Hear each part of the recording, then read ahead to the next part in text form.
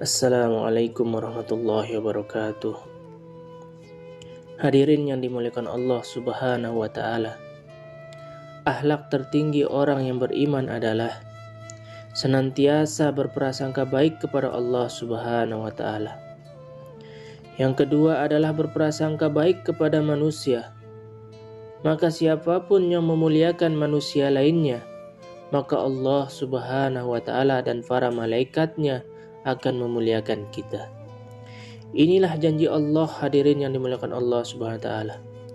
Barang siapa yang ikhlas hanya ingin dipandang oleh Allah Subhanahu wa taala, maka Allah akan angkat derajatnya jauh dari siapapun.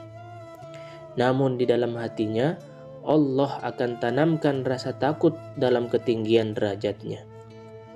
Tetapi barang siapa yang tidak ikhlas dan hanya ingin mendapatkan pujian daripada makhluk, maka Allah Subhanahu wa taala akan hinakan dia di hadapan manusia lainnya. Hadirin yang dimuliakan Allah Subhanahu wa taala. Maka senantiasalah berprasangka baik kepada Allah Subhanahu wa taala.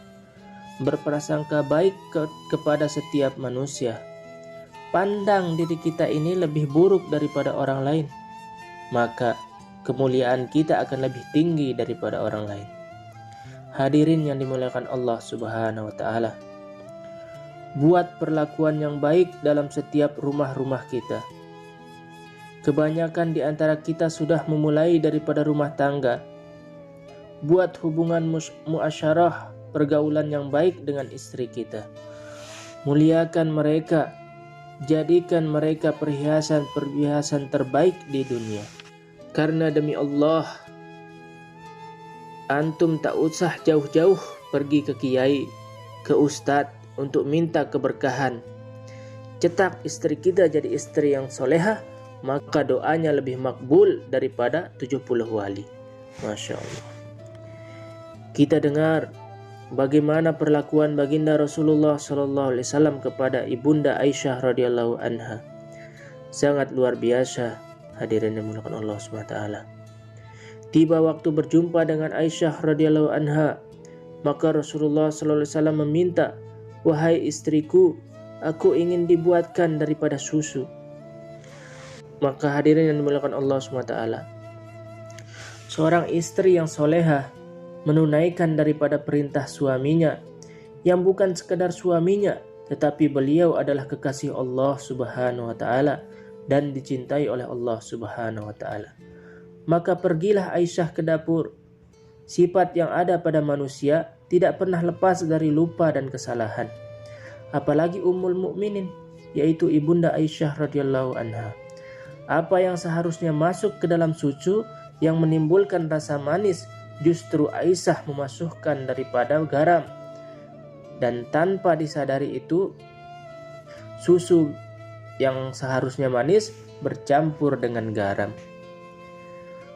Maka susu tersebut dibawa oleh Aisyah ke hadapan baginda Rasulullah SAW. "Wahai suamiku, ini permintaan engkau." Maka Nabi mencicipi sedikit, hadirin yang mulia.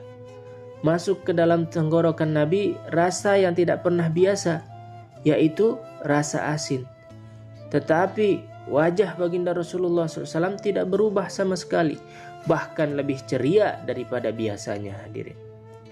Bahkan Rasulullah SAW meminum susu tersebut seakan-akan minuman yang paling nikmat. Lihatlah bagaimana kesalahan Aisyah dipandang oleh Rasulullah SAW. Tegukan yang kedua membuat lebih nikmat, bahkan tegukan yang ketiga. Maka dengan lembut Rasulullah SAW mengatakan, "Wahai Aisyah, aku tak ingin melewatkan kenikmatan ini sendiri saja. Aku ingin menikmatinya bersama engkau." Maka didudukkan istrinya untuk bersama-sama minum daripada susu yang asin tadi. Ketika meminum susu tersebut, Masya Allah, Aisyah paham, hadirin, ternyata yang masuk bukanlah gula, melainkan garam. Maka tiba-tiba itu pipi yang Masya Allah tiba-tiba kemerah-merahan dan malu kepada baginda Rasulullah SAW. Tapi ajib luar biasa, Rasulullah menutupi daripada malunya Aisyah radhiyallahu anha dengan mengatakan, "Ya Humairah." Maka disitulah Aisyah mendapatkan gelar ya Humairah. Masya Allah.